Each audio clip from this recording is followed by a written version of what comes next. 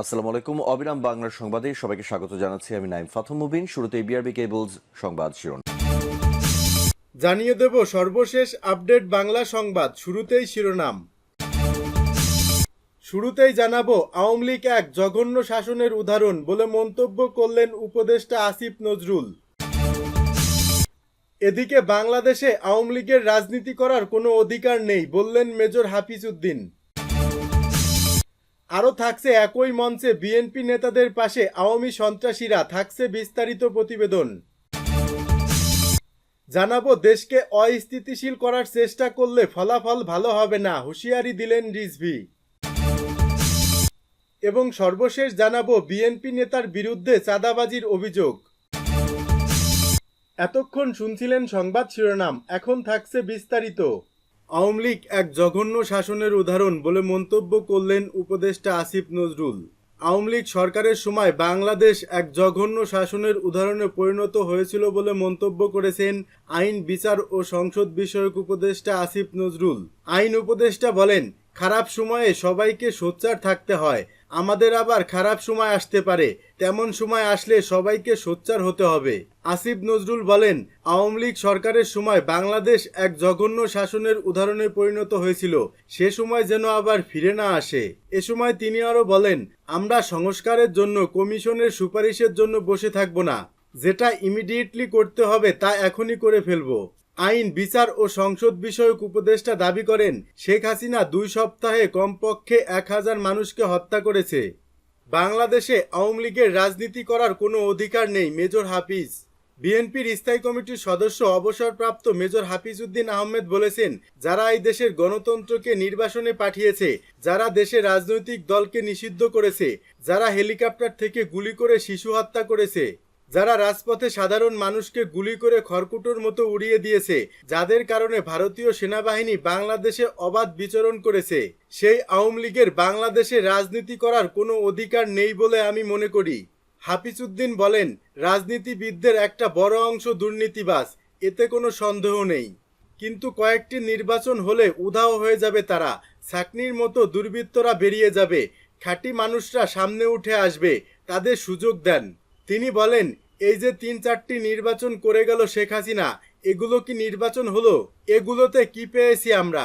এমনভাবে জনগণের সঙ্গে প্রতারণা বিশ্বের কোনো সরকার করেনি। কিভাবে ব্যাংক ব্যবস্থাকে ধ্বংস করে দিয়ে গেছে, কিভাবে পুলিশ বাহিনীকে একটা দুর্বৃত্ত বাহিনীতে পরিণত করেছে।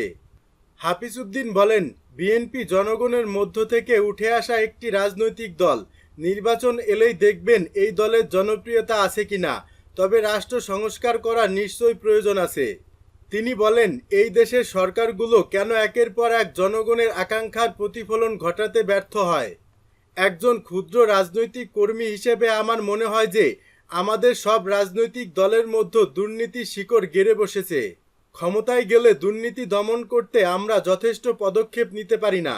ক্ষমতায় থাকা অবস্থায় দুর্নীতির বিরুদ্ধে অবস্থান নেওয়ার সিস্টেম বাংলাদেশে থাকতে হবে। প্রধানমন্ত্রী হোক, রাষ্ট্রপতি হোক, যেই হোক, ক্ষমতায় থাকা অবস্থায় দুর্নীতি করলে তাকে জেলে পাঠানোর ব্যবস্থা করতে হবে। এমন শক্তিশালী হতে হবে দুর্নীতি দমন কমিশনকে। এ ধরনের ব্যবস্থা আমাদের সংবিধানে সুনির্দিষ্ট করতে হবে। অন্তর্বর্তীকালীন সরকারের উপদেষ্টাদের উদ্দেশ্য করে হাফিজ উদ্দিন আহমেদ বলেন, এত রক্তপাতের পর, এত ত্যাগ তিতিক্ষার পর যে উপদেষ্টা পরিষদ গঠিত হলো, এদের অধিকাংশেরই বিপ্লবী চরিত্র নাই। প্রফেসর ইউনুস থেকে শুরু করে কেউ তো বিপ্লবে অংশগ্রহণ করে নাই, শুধু আসিফ নজরুলকে দেখেছি। আর কারাভোগ করেছেন আদিলুর রহমান খান। এই 2 জনকে ধরে নিতে পারি সরকারের বিরুদ্ধে সব প্রতিবাদে ছিল। দ্রুত নির্বাচনের দাবি জানিয়ে বিএনপির এ নেতা বলেন, আমরা আমাদের দলের পক্ষ থেকে যে 31 দফা দিয়েছি, তার মধ্য থেকে 6টি দফা এই সরকার গ্রহণ করেছে, 6টি কমিশন করেছে। আমরা আশা করব কমিশনগুলোর মাধ্যমে তারা বিদ্যমান রাষ্ট্র ব্যবস্থার সংস্কার করতে পারবে। তবে দীর্ঘ সময় নেবেন না, সংস্কার করতে 10 থেকে 20 বছর লাগবে না। অতি অল্প সময়ের মধ্যে নির্বাচনী ব্যবস্থা সংস্কার করে একটি সুষ্ঠু নির্বাচন দেন। একই মঞ্চে বিএনপি নেতাদের পাশে আওয়ামী লীগ। আওয়ামী লীগের অনেকে এখন বিএনপিতে ঢুকে পড়ছে। বিএনপির এক শ্রেণীর সুবিধাবাদী নেতাদের আশ্রয় প্রশ্রয়ে সম্প্রতি এমন ঘটনা ঘটেছে, রাজধানীর দক্ষিণখান এলাকায়। দক্ষিণখান থানা স্বেচ্ছাসেবক লীগ নেতা এবং চিহ্নিত সন্ত্রাসী জাকির ও হান্নান স্থানীয় বিএনপির আলোচনা সভায় বিএনপির নেতাদের পাশে বসে বক্তৃতা করায় দক্ষিণখান এলাকায় চাঞ্চল্যকর সৃষ্টি হয়। এ ঘটনায় বিএনপির নেতাকর্মীদের মধ্যে ক্ষোভ অসন্তোষ দেখা দিয়েছে। সূত্র জানায় দক্ষিণখান এলাকার বাসিন্দা সাজ্জাদ হোসেন জাকির এবং আব্দুল হান্নান কুখ্যাত জমির দালাল ও জাল দলিলকারক হিসেবে পরিচিত। বিগত আওয়ামী দুঃশাসনের সময় তারা আওয়ামী লীগে যোগ দিয়ে রমরমা জমির দালালি ব্যবসা করে। এ চক্রের ফাঁদে আটকা পড়ে বহু লোক সর্বশান্ত হয়। দক্ষিণখান ৩০০ ফুট পূর্বাচল এবং ভাটারা এলাকায় এরা ভূমিদস্যু হিসেবে পরিচিত। এলাকাবাসী জানায় জাকির হান্নান মানিকজোর দক্ষিণখান কাওলা এলাকার বাসিন্দা, সবসময় একসঙ্গে ঘোরাফেরা করে। এরা অবৈধ অস্ত্রধারী। এছাড়া আওয়ামী লীগের স্থানীয় কমিশনার আনিসুর রহমান নাইম এবং ঢাকা ১৮ আসনের সাবেক সংসদ সদস্য মোহাম্মদ হাবিব হাসানের ক্যাডার বাহিনীর অন্যতম সদস্য হিসেবে পরিচিত। এদের অন্যতম কাজ সাধারণ মানুষের জমি দখল করা এবং বিভিন্ন আবাসন প্রকল্পের মধ্যে জাল জালিয়াতি ও ভয়ভীতি প্রদর্শন করে জমি বায়না করা। পরবর্তীতে ওই জমি বহুগুণ দামে কিনতে বাধ্য করা, সাব রেজিস্ট্রি অফিসে গিয়ে মাস্তানি করা এবং অস্ত্রের ভয় দেখিয়ে বেআইনিভাবে জমি রেজিস্ট্রি করে নেওয়া। আওয়ামী লীগের ১৬ বছর এরা এভাবে ক্ষমতার অপব্যবহার করে কোটি কোটি টাকা কামিয়েছেন।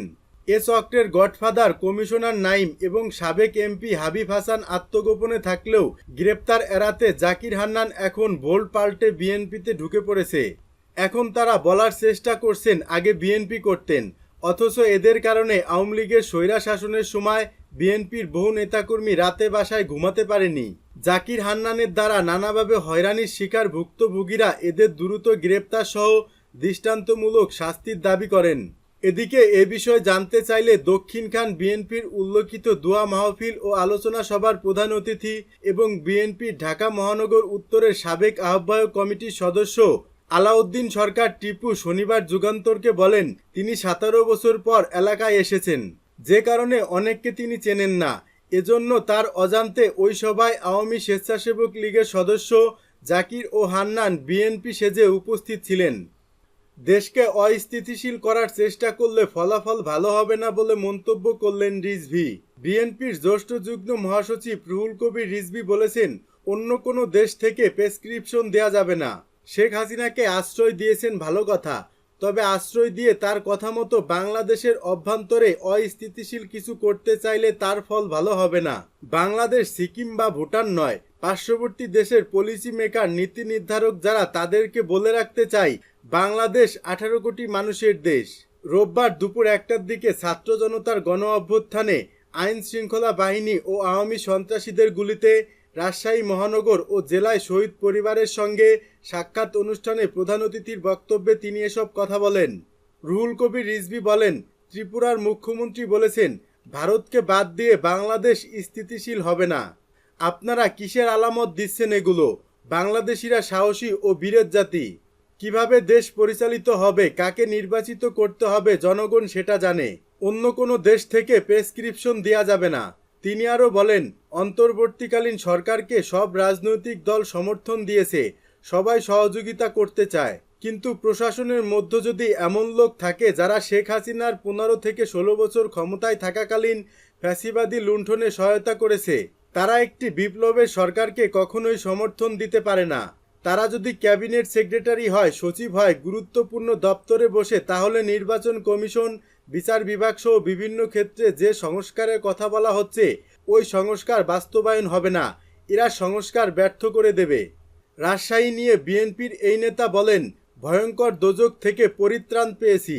আগে রাজশাহীতে এসে প্রাণ নিয়ে ফিরে যেতে পারবো কিনা তা নিয়ে সংশয় থাকতো। বিএনপির সাংগঠনিক সংগঠনের বাইরে আমরা বিএনপি পরিবার, একটি রাজনৈতিক সংগঠন। এই সংগঠনের মাধ্যমে বিএনপির নির্যাতিত নিহত পরিবারকে তারেক রহমান 15 বছর ধরে দেখে আসছেন। প্রশাসনকে উদ্দেশ্য করে রুহুল কবির রিজভী বলেন, অস্ত্রের লাইসেন্স বাতিল করলেও তা উদ্ধার করতে পারেনি প্রশাসন। কেন উদ্ধার হবে না সেটি জানতে চাই। অস্ত্র উদ্ধার না হলে দেশ অস্থিতিশীল ও সংঘাতময় হবে। শেখ হাসিনা কি ভারত থেকে উপলব্ধি করছেন, জুলুম করে, নির্যাতন করে জনগণের উপর দমনপীড়ন চালিয়ে ক্ষমতায় টিকে থাকা যায় না।